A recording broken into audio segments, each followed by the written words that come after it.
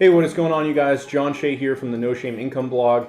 Today I'm going to be talking about how I went out there and actually made over $3,000 on a platform called Fiverr by providing a service that I actually barely had to do any work. It literally only took a couple of minutes of time for me to fulfill this service, and it's super easy to do. In fact, it's something you could even outsource to someone else.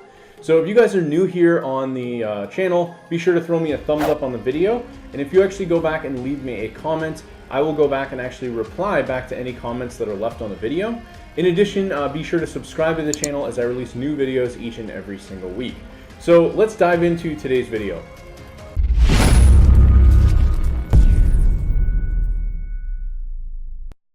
Alright, so what I want to talk about today is a marketplace called Fiverr. Now, for those of you who've been maybe living under a rock for a little while, you've never heard of Fiverr, just give you a little brief overview. This is basically a marketplace where people can sell and actually buy services for really as little as $5.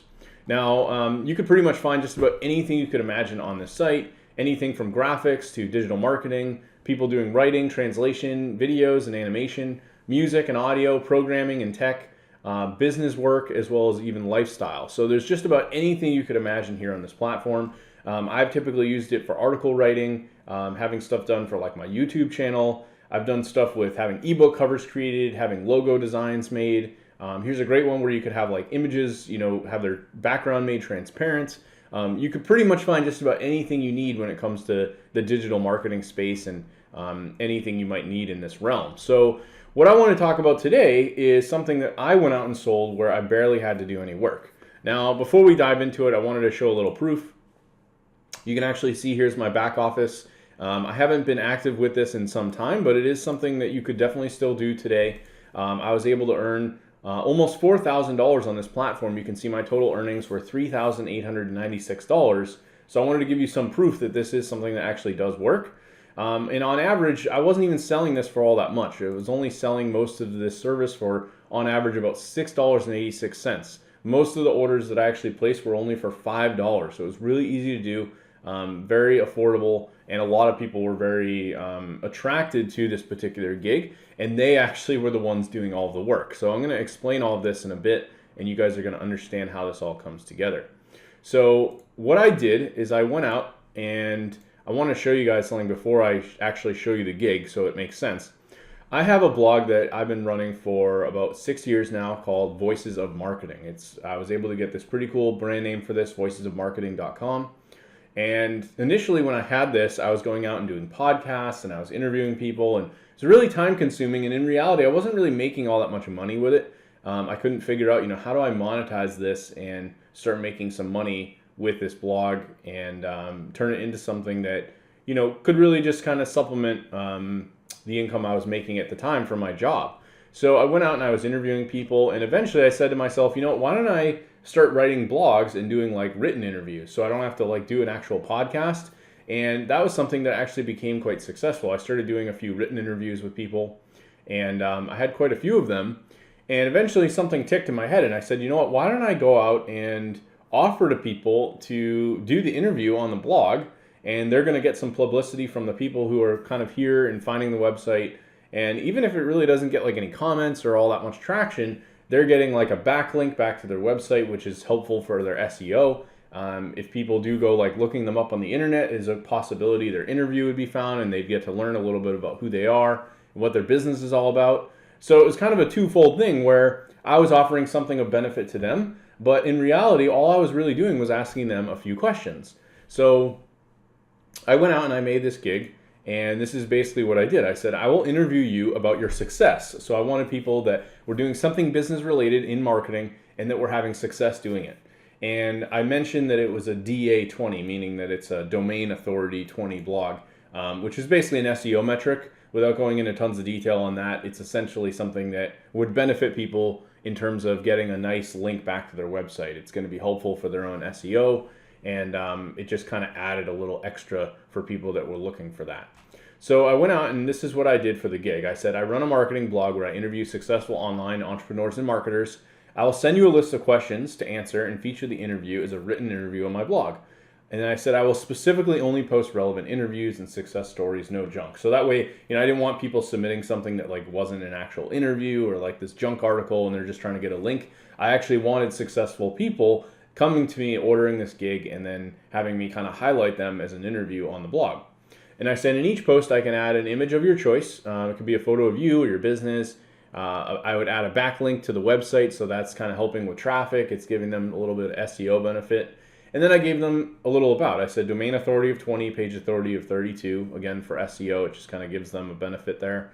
My audience is interested in successful business owners and online entrepreneurs in the online marketing niche.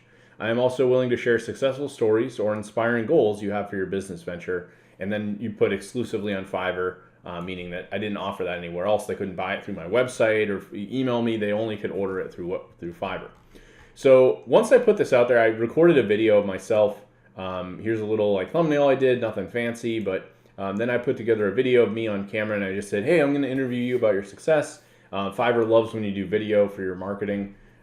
So this was something that it was just very successful. And at the time when I ran this, I've been on here since 2012.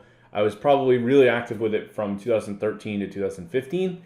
And I was doing this for quite some time. You could see I had over 138 reviews. So this was super easy, right? When I got an order, all I would do is actually go out and send them 5 questions. And the first and the last question I always made the same. So the first question was, what is it that you're all about? What are you doing right now? What is your business? So that's kind of like letting them, I would kind of ask that in a multifaceted way. So let me actually show you guys. I had a category here. This is the back end of my website. And basically here are all the interviews. I had them categorized by written interview. And you can see I published, if we go down to the bottom here, let me see. It's not letting me, okay. We had 182 items. So there's 182 of these written interviews. So if we do a little math on this, let's say I charge, at the time I was charging $5, you could probably charge even 10 or 20 bucks for this, to be honest. And I wasn't at the time. But, if you kind of do the math on this, it led up to a minimum about $1,000. It was about $1,000 or so in revenue just from this one thing. And I didn't do any real work, right? All I did was every time they'd order, I send them basic questions. So I pulled up a couple of the interviews. So you can see here's one with Jeremy Newsom on day trading. So I basically said, what got you interested in the stock market and day trading? So pretty much the first question was always the same thing. What got you interested in whatever it is you do? So, if they sent me a little basic thing, I would ask them, what is it that you're, when they order the gig on Fiverr, I would just say, well, what business are you in? Like that was a basic question. And then I would let them know, well, I'm going to send you interview questions and then you're going to answer them and then I will publish it based on that. So I would always just send them what got you interested in whatever it is your business is about, share your story. So if this guy literally would write all this out and now I'm getting content for my blog and he's the one being featured. And then for the middle 3 questions, I would just come up with some basic things around that. So I said, for those of you unfamiliar with day trading, tell us a bit more about it and what can others learn about it? So pretty easy, right? Like I just said, well, people that don't know anything about this, how can they learn more about it? What's a good reason for someone to get involved in whatever it is you do? And how profitable is it as an additional source of income?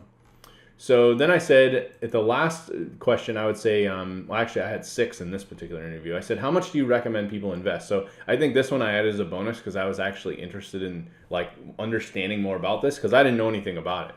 And then the 6th one, I would always say, this is my final question in every interview. I would say, what are your future plans for 2019 and beyond? Or in this case, this was in 2015. I would say for 2015 and beyond. So, they would always, answer like, oh, here are my ambitions moving into the next year, yada, yada. And I did this for every single one. So here's another one on someone who was in accounting. I'd say, what got you interested in offering accounting services? And then I would say, what type of services does your company offer? Really easy, right? Well, what do you do? What kind of stuff do you do? What are the biggest challenges? So you could ask that to like almost any niche, right?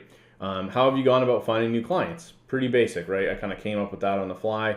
And then what are your future plans? So you can see I was, again, able to get this whole written article put together, and I really didn't do a whole lot of work. All I had to do was come up with 2 or 3 questions, and a lot of times you could just reuse these same questions, like the biggest challenge. You could ask that to any business owner. What types of services do you offer? You could kind of use that with a lot of different industries.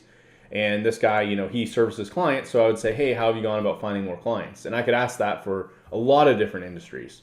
So this was something that was very easy to fulfill, super simple. Anybody can really go do this, right? If you go out there and spend the time to build yourself a little website, base it around a specific niche. You know, you could even do this, like, let's just say you went out and made a website in the pet niche. You could say, I'll interview you about, you know, why you decided to get a dog or something like that. You know, I don't know. You could come up with really anything and kind of spin this. Again, if you do it in the marketing space and you make it about, you know, generic marketing, you're probably going to have some good success offering this as a service. So I went out and I did this for a ton of people. Like, here's this guy, Brian, who offers computer solution services.